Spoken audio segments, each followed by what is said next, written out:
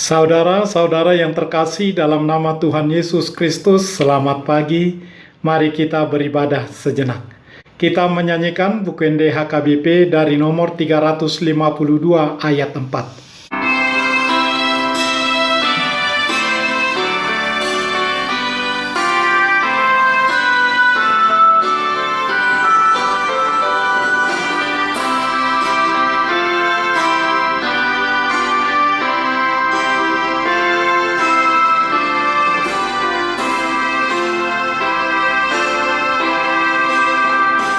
Tibu maro ibana ipisai dungama nang lupa-lupana ipitangi hutma dibuasi yang mari lamana dungi satu kinari tiur masa sudi.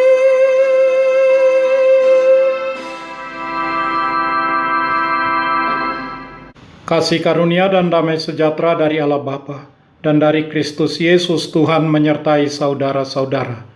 Amin.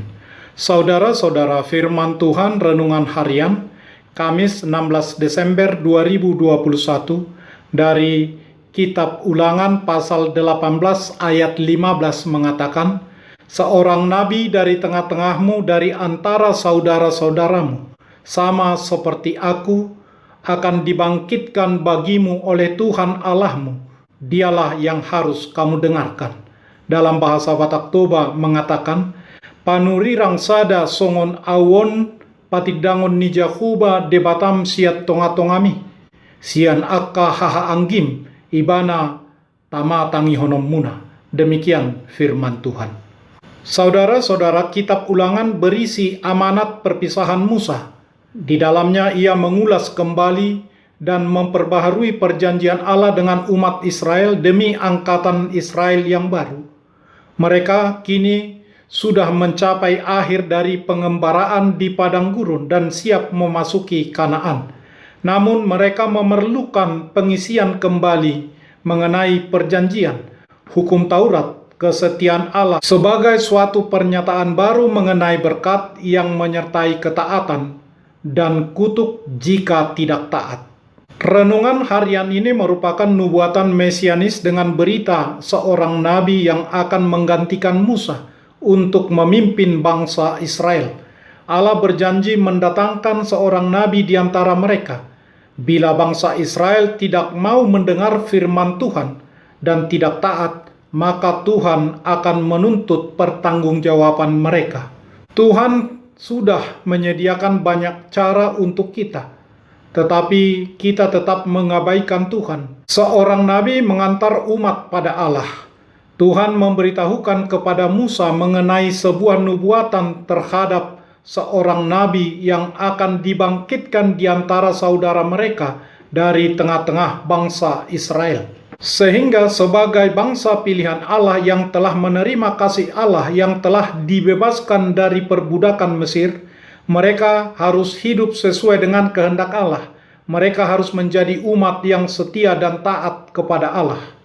Karena itu Allah menjanjikan seorang pemimpin yang akan menuntun dan membawa bangsa Israel menjadi bangsa yang berkenan kepadanya. Demikian nubuatan Musa menunjuk kepada kehadiran Yesus Kristus. Karena itu ada kesamaan Musa dengan Yesus Kristus itu dalam hal-hal yang khas, unik dan luar biasa, yaitu gara-gara Musa lahir, Firaun mengamuk, anak laki-laki berumur 2 tahun ke bawah dibunuh. Sama halnya dengan gara-gara Yesus lahir, Herodes mengamuk, anak-anak yang berumur 2 tahun ke bawah juga dibunuh. Di seluruh dunia, hanya 2 peristiwa ini yang benar-benar sama. Musa di masa kanak-kanaknya itu berada di luar dari tanah tumpah darahnya sendiri. bahwa di masa kanak-kanaknya Yesus juga berada di pelarian di tanah Mesir, di luar tanah airnya sendiri. Tidak semua kanak-kanak menyingkir ke Mesir. Pribadi yang memiliki mukjizat kuasa Allah untuk menyatakan kemuliaan Allah. Musa sewaktu menjalankan pelayanannya sebagai nabi utusan Allah mendapat kuasa Allah yang dikenal dengan sebutan mukjizat. Begitupun juga dengan Yesus dalam kehadirannya sebagai firman yang hidup, memiliki kuasa Allah melakukan mukjizat penyembuhan dan menghidupkan orang mati. Sebagai pembebas, Musa membebaskan bangsa Israel dari belenggu perbudakan Mesir. Yesus pun membebaskan bangsa Israel dan semua umat manusia dari belenggu dosa. Maka dengan adanya banyak bukti-bukti yang menunjukkan adanya kesamaan-kesamaan yang unik, menunjuk kepada kehadiran Yesus Kristus sebagai juru selamat, firman Allah yang hidup, sebagai salah satu nabi dan pemimpin terbesar di perjanjian lama. Demikian Musa memperkenalkan Yesus Kristus sebagai nabi yang akan datang yang sama seperti dirinya, dan semua orang, Anda dan saya, hendaklah mendengarkannya. Yesus juru selamat kita. Amin. Marilah kita berdoa. Ya Tuhan Allah Bapa yang Maha Kuasa yang kekal selama-lamanya, kasih-Mu sajalah yang menyertai kami dari mulanya sampai sekarang ini. Dan hanya karena kasih-Mu Engkau memberikan kabar kesukaan bagi kami, Yesus Kristus juru selamat kami. Kasihanilah kami, bukalah hati kami dan berilah kami Roh Kudus, supaya kami mengerti pimpinan dan bimbingan-Mu yang agung itu. Tetapkanlah firman-Mu di dalam hati kami, supaya hati kami damai dan tenang, dan senantiasa baru oleh karena anak-Mu Yesus Kristus Tuhan kami. Amin. Marilah kita menyanyikan buku nyanyian HKBP dari nomor 352 ayat 4.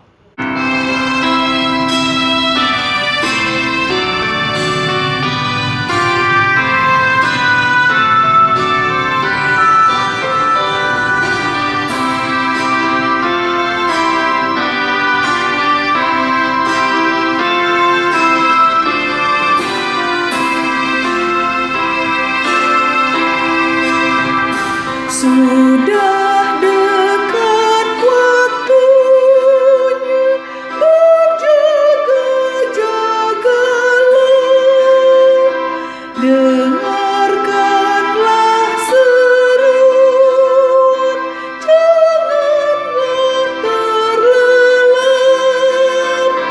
Menyingsing hari pagi, gelap mulai lenyap. Hanya sebentar lagi terang akan merekat.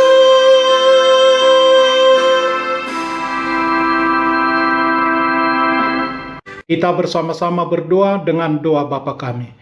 Bapa kami yang di surga, dikuduskanlah nama-Mu. Datanglah kerajaan-Mu. Jadilah kehendak-Mu di bumi seperti di surga. Berikanlah kami pada hari ini makanan kami yang secukupnya. Dan ampunilah kami akan kesalahan kami, seperti kami juga telah mengampuni orang yang bersalah kepada kami.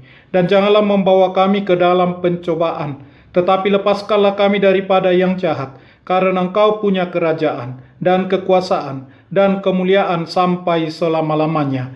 Amin.